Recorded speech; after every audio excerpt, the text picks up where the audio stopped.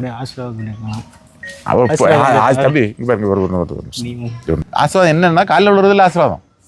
ஏன்னா நான் வந்து ஆக்சுவலாக வந்து காலில் வந்து யார்ட்டையும் விழமாட்டேன், அப்பா அம்மா யார்ட்டையும் விழமாட்டேன்னு வச்சுக்கேன்.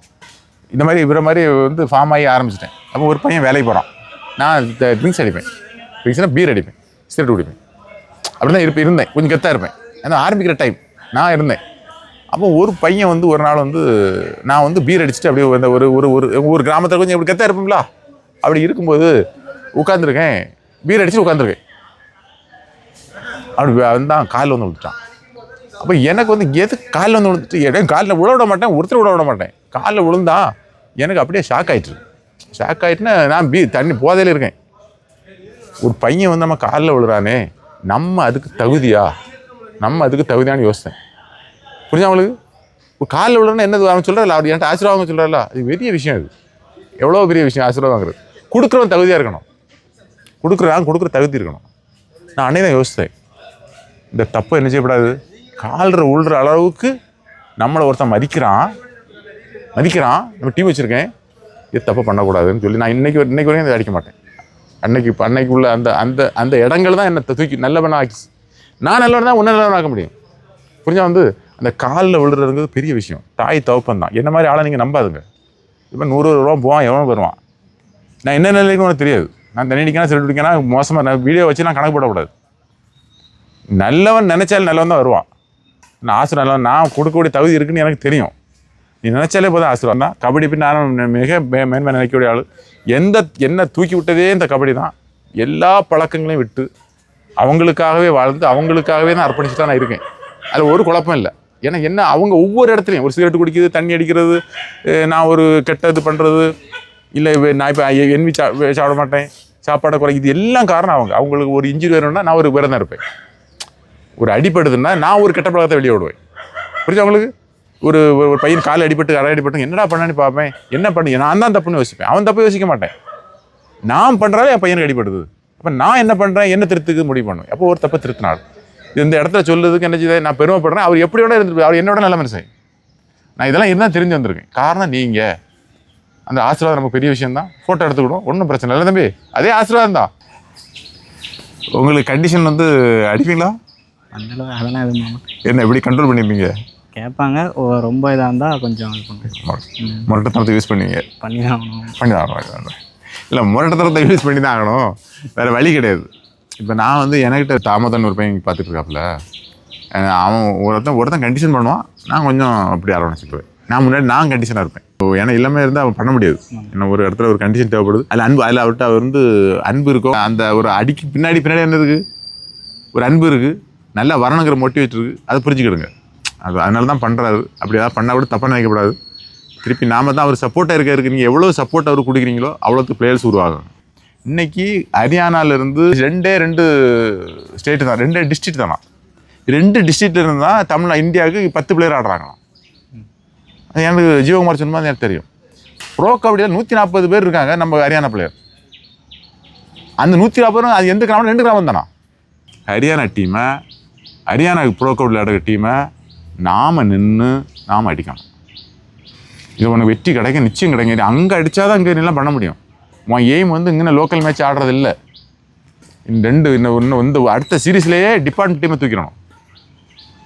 அடுத்த சீரீஸில் டிபார்ட்மெண்ட்டை தூக்கணும். அடுத்த சீரீஸ்லேயே ப்ரோ கபடியில் தூக்கணும். ப்ரோ கபடி அவன் தருவான், இவன் தருவான், அவனுக்கு ஒருத்தன் தரமாட்டான். சப்போர்ட் பண்ண அவர் இல்லை, அவரால் ஒன்றும் முடியாது. இவரால் ஒன்றை கொண்டு ப்ரோ கபடியில் விட முடியாது, அவரால் ஒன்றை கொண்டு அப்பாயின்மெண்ட் வாங்கி தர முடியாது. ஆனால் அவர் ஒன்று மட்டும் செய்ய முடியும், சூழலையும் சந்தர்ப்பத்தையும் உருவாக்கி தர முடியும். எனக்கு அவர் இந்த சூழலை சந்தர்ப்பத்தை உருவாக்கி தர முடியும். அதில் விளையாடி காட்ட வேண்டியாரு நீ. ஒவ்வொரு களமும் உனக்கு சோதனை களம் தான், ஒவ்வொரு களமும் போராட்ட களம் தான். ஒன்று ஜெயிக்க போக முடியும். இந்த ஒற்றுமையை குளராமல் எல்லாரும் அவங்களை கூப்பிடாம செய்வாங்க. வெளியிலேருந்து ஒருத்தன் பிரிஸ்ட்லேயோ எங்கேயோ ஒருத்தன் இருந்துட்டு, யார் நல்லா ஆடுறா தம்பி, ஒரு நம்பர் வாங்கி வச்சுக்கூடாப்புல, ஒரு இதை போட்டு தம்பி ஒரு மேட்ச் கெஸ்ட் ஆடுங்க, உங்களை வந்து நான் வந்து யூனிவர்சிட்டி வாங்கி தந்துடுறேன், அதை வாங்கி தரேன், எதையாவது சொல்லுவாங்க. எல்லாமே நடக்குது. எல்லாம் எனக்கு தெரியுங்களா? நான் தெரிஞ்சு தான் உங்ககிட்ட அடுத்த கட்டங்கள் இந்த மாதிரி நீங்கள் போயிடக்கூடாது, இந்த மாதிரி என்ன செய்யக்கூடாது, நீங்கள் போயிடக்கூடாது. ஒற்றுமையாக இருந்து அவருக்கு சப்போர்ட் பண்ணி என்ன செய்யணும், இந்த வெற்றியை வாங்கி கொடுக்கணும். நீ ஒரு நல்ல பிளேயர்னா ஒரு நல்ல பிளேயர் போச்சுன்னா டீம் கொஞ்சம் கொலாப்ஸ் ஆயிரும். அதனால தான் நான் தம்பிக்கு ஒரு அட்வைஸ் சொல்கிறேன், ஒரு ஒரு ஒரு இது சொல்கிறேன்.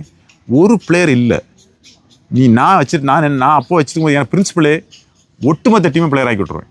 15 பேர், 15 பிளேயர். நீ வரலையா போ. ஜீவகுமார்லாம் ஒரு மணிக்கு ஒரு ஒரு ஒரு 10 நிமிஷம், அது 1 நிமிஷம் பிந்தி வந்தான் மேட்சுக்கு. விட்டு ஓடு, கரெக்டாக இருப்பேன். எவனை விரட்டினேன், எவனை அடித்தேன், எவனை டிசிப்ளினாக பண்ணேன், அவ்வளோ வேலை. நான் யாரெல்லாம் நல்லா அடிப்பேனோ அவனும் வேலை. அப்போ பார்த்துட்டே இருப்பானுங்க, ஜீவகுமாரையே இவர் என்ன பண்ணிட்டாரு மேட்ச் ஆடினா. ஆமாம், இல்லைன்னா ஜெயிக்காது. டோர்னமெண்ட்டுக்கு போகிறதுக்கு நாங்கள் ஒரு திருச்செங்கோடு டோர்னமெண்ட் வர ரெடியாக வர சொல்லியிருப்பேன். 1 மணிக்கு வர சொல்லியிருப்பேன். 1 மணி நேரம் 1 மணி இருக்கணும். அந்த 1 மணி தவறிச்சு உடனே வீட்டு போனிருப்பேன்.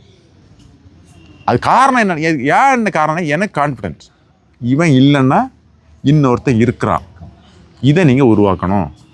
அப்போ ஆட்டோமேட்டிக்காகவே இவன் எல்லாரும் உருவாயிடுவான். இதில் இவன் நல்ல பிளேயர் நீங்கள் சொல்லுறதுக்கு வாய்ப்பே கிடையாது.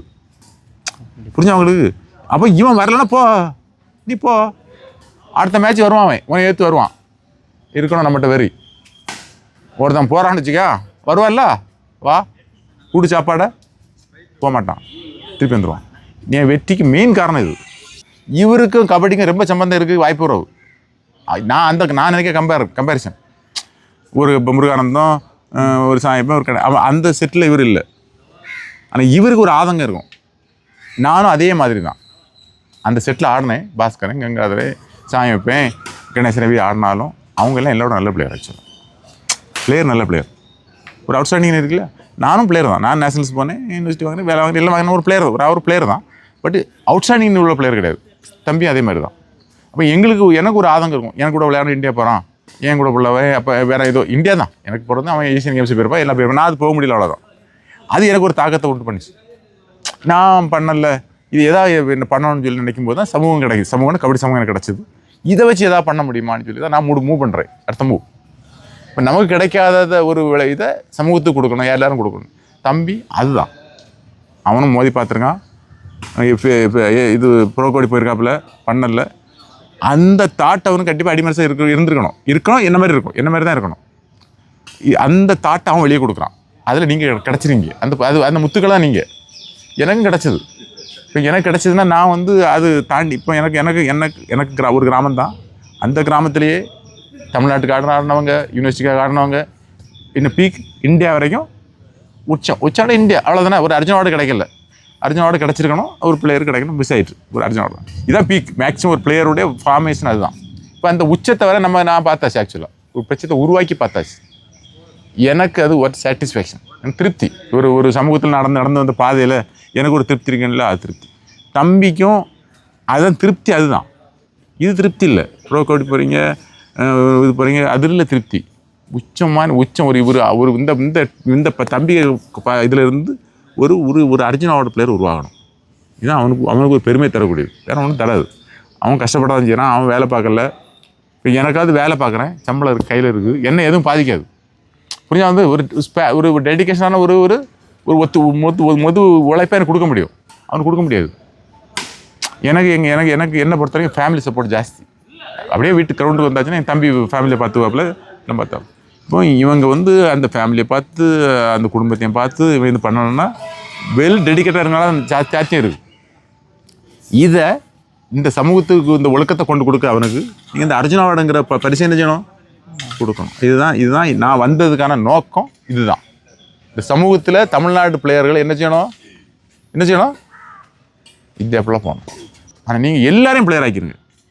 இவன் பிளேயர், அவன் பிளேயர்னு ஒன்றும் பார்க்காதவங்க எல்லாரும் பிளேயர் தான். ஒவ்வொரு விதத்தில், ஒவ்வொரு டாக்டிஸில், ஒவ்வொரு இடத்துல. நான் இப்போ இவரை பெருமையாக ஒரு விஷயத்தில் வந்த உடனே பார்த்தேன். ஒரு பையன் நல்ல ஹைட்டாக ஒரு பையன் ஆர்ச்சி ஆடுறேன்னு சொன்னான். என் பிள்ளை நீ தான் ஆர்ச்சி ஆடுவேன் அப்படி பார்த்தனோன்னா அவன் அரைச்சி பொருத்தம் கரெக்ட். இவன் அரைச்சி பொருத்தம் ஏன் பார்ப்போம்னா ஷார்ட்டாக இருக்கவன் நல்லதாக டிஃபென்ஸ் செக்குன்னு சொருவ முடியும், எந்த பிள்ளைன்னு அடிக்க முடியும்.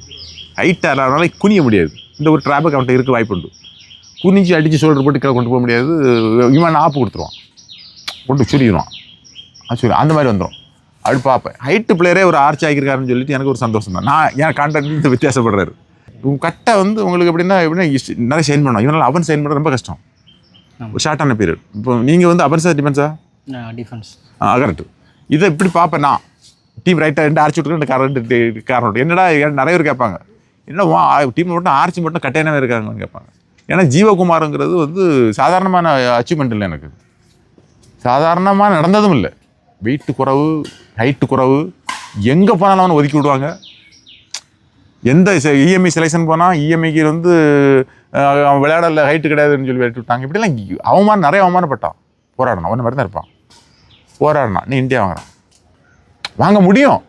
அதுக்கு காரணம் டிசிப்ளின், ஒர்க், ஹார்ட் ஒர்க். பின்னாடி ஒத்தைக்கு வந்து உழவான், ஒத்தை அடித்து பார்ப்பான். ஒருத்தன் ஒரு ஆர்ச்சி நிற்க முடியல விளப்புறான்னு அந்த இடத்த கண்டுபிடிச்சி அவனுக்காக ஆடணுங்கிறதுக்காகவே வந்து ப்ராக்டிஸ் பண்ணுவான் தனியாட்டு. அதான் உங்களுக்கு தூக்கம் தனியாக ஒரு ப்ராக்டிஸ். என்னென்னா டிசிப்ளின்ங்கிறது ரொம்ப முக்கியம். அது இல்லாமல் கபடியே இல்லை. ஆக்சுவலாக இந்த கபடி நம்ம தமிழ்நாட்டில் இவ்வளோ வளராமல் போகிறதுக்கு காரணம் நல்ல பிளேயர்கள் எல்லாமே. நீங்கள் நினைக்கிறீங்களா ஒரு நல்ல பிளேயர்னு நினைக்கிறீங்களா, இங்கே எல்லாம் இன்டிசிப்ளின். அது தம்பி தெரியுமா எனக்கு தெரியாது, எனக்கு தெரியும். அந்த கபடியில் நடக்கக்கூடிய அந்த தன்மை, நம்மளை கெடுக்கக்கூடிய தன்மை எல்லாம் அங்கே இருக்குது. ஒரு கிரேஸ் வரும். எல்லோரும் நம்ம வந்து போன உடனே எல்லோரும் நம்ம என்ன சொல்லுவாங்க, கை தட்டுவாங்க, கூப்பிடுவாங்க. அந்தந்த ஊரில் கூப்பிடுவாங்க. இந்த நல்ல பேர் நல்லா இருந்தானா அவனை கூப்பிடுவாங்க, அப்படி தானே தூக்குவாங்க. இப்போ அவன் அடுத்த ஸ்டெப் என்ன செய்வானா, ஒன்றை சாப்பிட கூடுவான், அடுத்த தண்ணி அடி கூடுவான். ரெண்டு தான் கூப்பிடுறது, என்ன செய்கிறது, சாப்பிட்றதோ இல்லை தண்ணி ட்ரிக்ஸ் அடி கொடுக்கும். இப்படி அடித்து இல்லை நாங்கள் எப்போ டீம் நல்ல டீம் எங்கே போனாலும் ஜெயிக்கும், வாங்க பிளேயர் வருவாங்க. அடித்து அவங்க எல்லாருமே டிசிப்ளின் இன்டிசிப்ளினால தான் கெட்டது தான் இந்த கபடி சம்பவம். ஏன்னா 80-90 நம்ம டீம் ரொம்ப டாப்பு. நம்ம டீம் நீங்கள் அவங்க தம்பிக்கு தெரியறதுக்கு முன்னாடி சாயப்ப பேருன்னு வச்சுக்கோங்க, அது பேர் தமிழ் ரொம்ப டாப்பில் இருந்த கபடி. இப்போ இந்த மாதிரி ஒரு சீரியஸில் பயங்கரமான பிளேயர் 20-30 பிளேயர் இருப்பாங்க தம்பி. 20-30 பிளேயரும் ஒரு ஆள் கூட அதில் நல்லவன் எடுக்கிறது ரொம்ப சிரமம். ரொம்ப நல்லவன் எடுக்கணும்னா உங்கள் இதில் ஒரு ஆள் இருக்காரு, அது யாருன்னா புலந்திரன் சொல்லலாம். புலந்திரன் கேள்விப்பட்டீங்களா? வெல் டிசிப்ளின், ஒரு கெட்ட பழக்கம் கிடையாது பையன். இது விரல் விட்டு இல்லை, ஒரு நோட் பண்ணி சொல்லக்கூடிய ஆளோட தான் இருப்பாங்க. இல்லை அவனை விட புலந்திரனை விடலாம் நல்ல பிளேயர் இருக்காங்க. எல்லாரும் இருந்த பிறகும் இந்த சமூகம் வளரலை, கபடி என்ன செய்யலை, வளரலை. பார்த்தீங்களா, இந்த ஒழுக்கமாக ட்ராவல் பண்ணால் மட்டும்தான் இது முடியும். ப்ளஸ் வந்து முயற்சிங்கிறது நம்ம ஒரு என்ன சொல்கிற விட்டுறவே கூடாது. இதெல்லாம் ஒரு லெவலில் இருக்கிறீங்க விட்டுறீங்க. ஏன்னா ஒரு 20 வயசு தாண்டும் போதே கொஞ்சம் சோர்வு வரும். என்னடா இவ்வளோ விளையாடி இருக்கோம், நமக்கு என்ன அங்கீகாரம் கிடைக்கல அப்படின்னு சொல்லி. சுப்பிரமணியன் நல்ல அவுட்ஸ்டாண்டிங் பிளேயர். அவர் இந்தியா வந்து டாப் பிளேயர். ஒரு இது நடக்குது, நேஷனல்ஸில் பெஸ்ட் பிளேயர். அவருக்கு அங்கீகாரம் கிடைக்கல, இந்தியா கிடைக்கல. புரிஞ்சு அவனுக்கு, நான் இவ்வளோ விளையாடியும் எனக்கு இந்தியா கிடைக்கலன்னா அப்போ என்ன கபடி போ மயிரன்ட்டு ஆட்டில் அவ்வளோ வச்சுருந்தார். அவர்லாம் நினச்சிருந்தா எவ்வளோ பிளேயரை உருவாக்கியிருக்க முடியும். ஏன்னா இந்த மாதிரி மனசில் உள்ள தாக்கங்கள் தான் எந்த தாக்கத்துக்கும் உள்ள பேராதுங்க. எந்த பேர் உனக்கு நீ ஆடுறா, நீ கபடி ஆடுறா, உனக்கு பிடிச்சிருக்கா, தம்பி கபடி பிடிச்சிருக்கா, யாரையும் குறை சொல்லாத.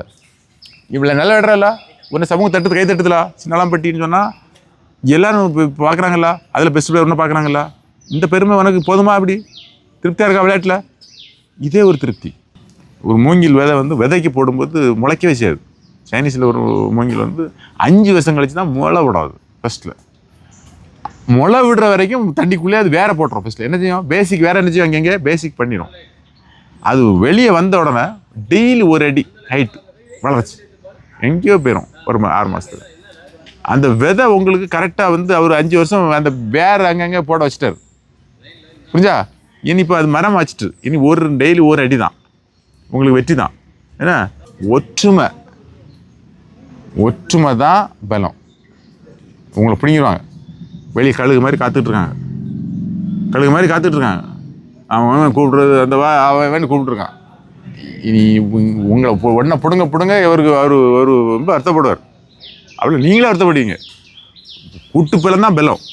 ஆனால் நீங்கள் ஒற்றுமையாக இருந்தால் என்ன செய்யணும், போராடினா தான் ஜெயிக்க முடியும். இந்த ஒரு சின்னாலம்பட்டியை இன்னும் இந்தியா கூட கொண்டு போகணும். அவர் ராமர்த்தி கொண்டு போனால், எனக்கு என் குரு கொண்டு போனால் ஆசையாக இந்த மாதிரி தம்பிகளால் தான் கொண்டு போக முடியும்னு நினைக்கிறேன். கொண்டு போகலாம். தம்பி என்ன நமக்கு மேலே என்ன இருக்குது, எல்லாத்துக்கும் மேலே என்ன இருக்கார், கடவுள் இருக்கார், அவர் பார்த்துக்குவார்.